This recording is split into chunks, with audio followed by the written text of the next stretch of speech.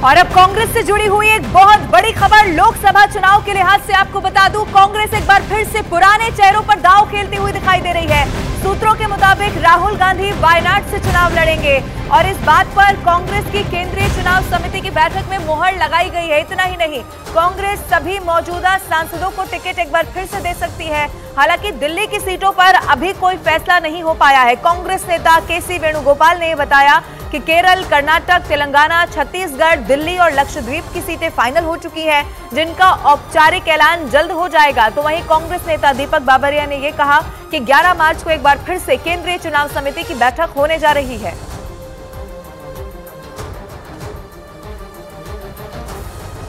Discussion हुआ और बाद में जो है सीईसी का ओपिनियन था कि इसके बारे में 11 तारीख को फिर से डिस्कशन होगा। आज पेंडिंग हो गया। कोई थोड़ा सा डिस्कशन जरूर से हुआ, अप्राइजल जैसा हुआ, फिर बाद में से it was the opinion of the CEC कि ये किसी बार for Delhi, it was restricted to Delhi. आज हरियाणा तो उसमें एजेंडा में भी नहीं था। 11 तारीख को चुनाव जीतने की स्थिति में है, उसको पार्टी आदेशित करेगी, वो चुनाव लड़ेगा। अंतिम निर्णय सीईसी लेगी और मुझे लगता है बहुत जल्द इस पर स्पष्ट एक वक्तव्य सीईसी का भी आएगा। पूरे जिन स्टेट्स का डिस्कशन था, सभी सीट्स पर डिस्कशन हुआ है और मंथन किया गया है। जैसे मैंने कहा, एक अच्छा सार्थक पॉजिटिव एटमॉस्फेयर में डिस्कशन हुआ और सब पहलुओं पर हमने अपना ध्यान केंद्रित किया। खड़गे साहब, आदरणीय सोनिया गांधी जी, सभी सीईसी के मेंबर्स, हम सब लोगों ने एक लंबी चर्चा करी है। जैसे ही निर्णय को लेगी ऐसे से आपको सूचित कर दिया जाएगा।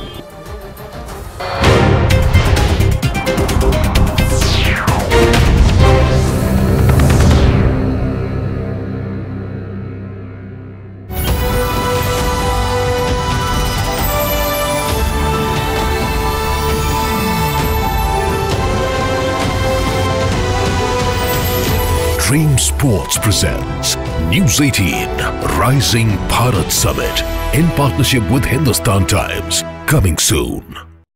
सुरक्षा के मुद्दे पर बीजेपी के सवालों का जवाब भी दिया।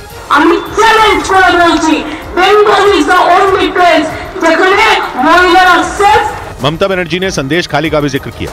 उन्होंने आरोप लगाया कि संदेश खाली के बारे में गलत संदेश दिया गया। ममता बनर्जी ने बंगाल की विधानसभा में भी ऐसा ही बयान दिया था और दावा किया था कि संदेश खाली के लोगों ने नहीं, बल्कि बाहरी लोगों ने वहां के बारे में अफवाहें फैलाई। बंगाल के संदेश खाली का नाम 5 जनवरी के बाद चर्चा में आया था। उधर संदेश खाली जाने की कोशिश कर रही बीजेपी नेता लॉकेट चटर्जी को हिरासत में लिए जाने के बाद बीजेपी की महिला मोर्चा की कार्यकर्ताओं ने हंगामा कर दिया। कोलकाता में प्रदर्शन के दौरान बीजेपी महिला मोर्चा की कार्यकर्ता पुलिस से भिड़ गईं और न्यू टाउन थाने के बाहर जमकर हंगामा किया। लॉकेट चटर्जी को हिरासत में ले जाने से भड़की बीजेपी महिला मोर्चा की कार्यकर्ताओं ने थाने के अंदर घुसने की कोशिश की, लेकिन उनका सामना वहां मौजूद महिला पुलिसकर्मियों से हो गया। महिला पुलिसकर्मियों ने बीजेपी कार्यकर्ताओं को रोक दिया। इसके बाद उनका गुस्सा और ज्यादा भड़क गया। इसके बाद उन्होंने ममता बनर्जी की पार्टी टीएमसी और पश्चिम बंगाल पुलिस के खिलाफ नारेबाजी शुरू कर दी। हंगामा कर रही बीजेपी महिला मोर्चा की कार्यकर्ताओं ने थाने के सामने पुलिस की एक गाड़ी को भी घेर लिया।